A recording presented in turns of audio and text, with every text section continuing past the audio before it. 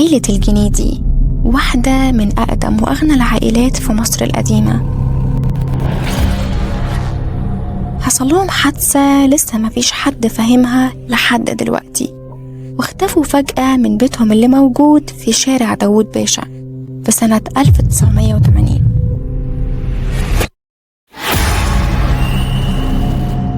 مش اختفوا بس، لأ، محدش شافهم بعدها تاني، لا جثث ولا بلاغات ولا صور.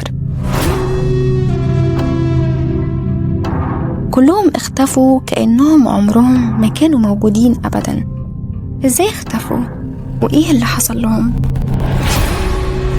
ليه لحد النهاردة القضية متأيدة ضد مجهول، وليه الصحافة وقتها اتجاهلت الموضوع وكأنه ما حصلش من الأساس؟ علامات استفهام وأسئلة كتيرة ملهاش إجابات، أسرار وحكايات اتبخرت واختفت مع أصحابها. اللي الناس تعرفه حاليا إن بيت الجنيدي اتحول لمكان مهجور، والكل بيقول إنه مسكون بالأرواح الشريرة، وكل الجيران اللي ساكنين حوالين البيت باعوا ممتلكاتهم وهربوا، والبيت من وقتها بقى شايل جواه لعنة غريبة ومش مفهومة.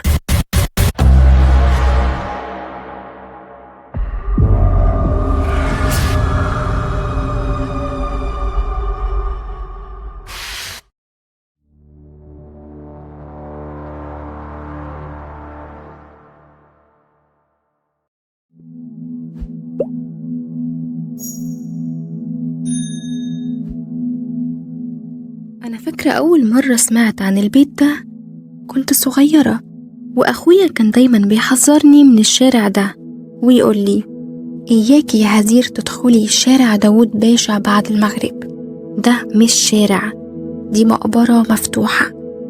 وبما إني من سكان مصر القديمة كنت دايما بتابع أي حاجة تتكتب أو تتقال عن البيت ده.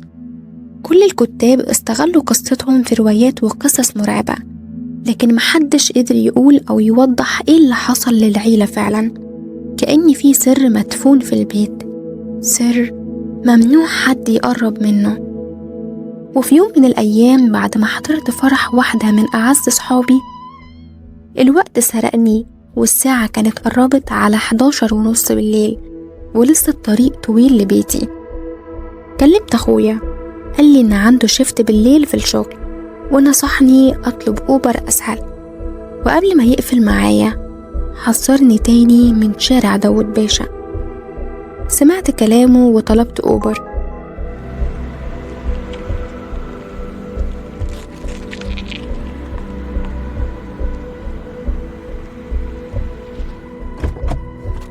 ركبت العربية وأنا قلقانة من التأخير. كل اللي بقوله للسواق ممكن تسرع شوية يا اسطى، الوقت بيجري وأنا لازم أوصل بسرعة.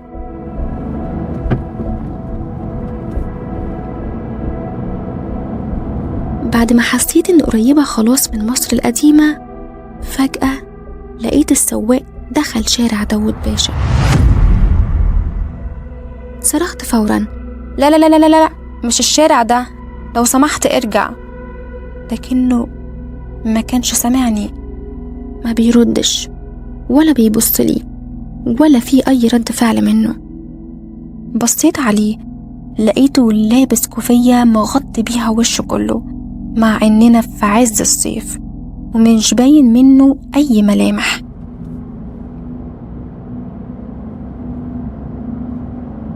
حاولت أهرب وافتح الباب،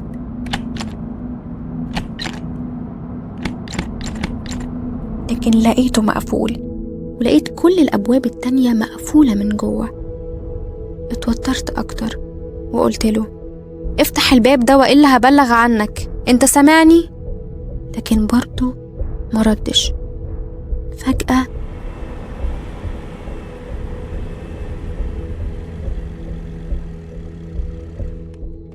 العربية وقفت، وفين؟ قدام بيت عيلة الجنيدي. وقتها بس السواق أخيرا اتكلم، صوته كان عبارة عن صوت بنت صغيرة، وقال لي انزلي. استغربت الصوت وحسيته مألوف بالنسبة لي. لفيت بسرعة عشان أشوفه، بس العربية فاضية والسواق اختفى. نزلت وأنا مرعوبة وخايفة جدا. لقيت نفسي واقفة قدام بيت عيلة الجنيدي، البيت اللي عمري ما شفته من قريب، دايما بشوفه من بعيد، لكن دلوقتي أنا قدام باب البيت بالظبط.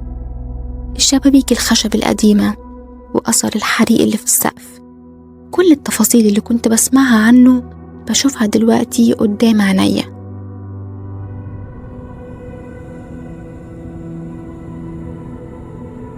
الشارع حواليا كان فاضي، لا صوت ولا حركة، وحتى الهوا حسيت كأنه واقف ما بيتحركش، كأن الزمن وقف في اللحظة دي.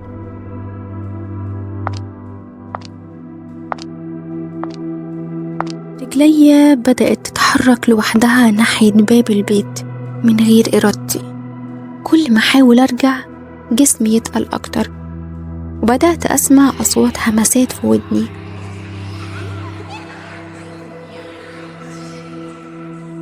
أصوات أطفال بتقول رجعيلنا ماما، رجعيلنا ماما.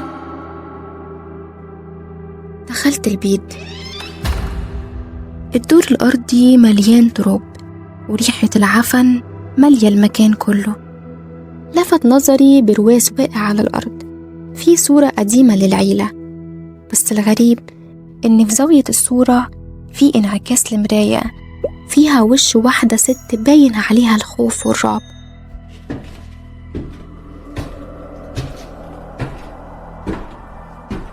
طلعت الدور التاني وأنا متوترة. سلم البيت كان بيطلع صوت شهقة، كأن مع كل خطوة ليا في روح بتتأذي.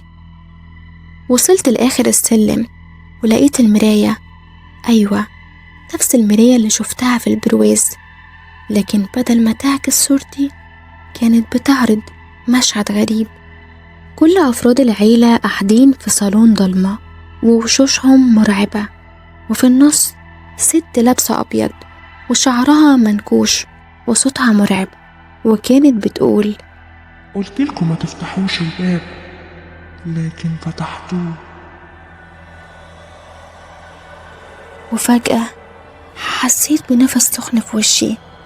لفيت بسرعة، لقيت بنت صغيرة واقفة قدامي، وصوتها كان نفس صوت البنت اللي كانت في العربية، وقالت لي انت كمان مش هتخرجي، هنلعب سوا للأبد. فجأة الدنيا اسودت. صحيت بعدها على صوت ناس حواليا بيقولوا يا أنسة انت كويسة؟ ايه اللي جابك هنا؟ البيت ده مقفول بقاله سنين. لقيت نفسي مرمية على الأرض قدام بيت الجنيدي، والمراية القديمة مكسورة جنبي. بس الأغرب كان لما فتحت أبليكيشن الأوبر وما لقيتش الرحلة متسجلة أصلا، ولا في أي أثر للعربية أو السواق، كأن اللي حصل كان مجرد كابوس. لكن أنا فاكرة كل لحظة، كل مشهد، وكل همسة.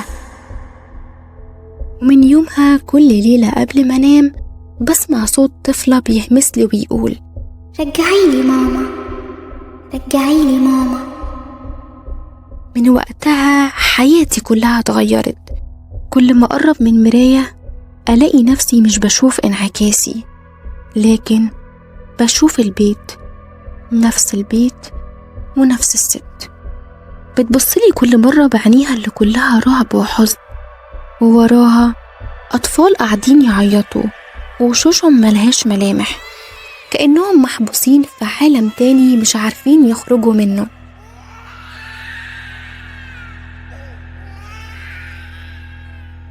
في يوم قررت أزور الشيخ منصور، واحد معروف في مصر القديمة إنه بيفك الأعمال ويرقي الناس من المس.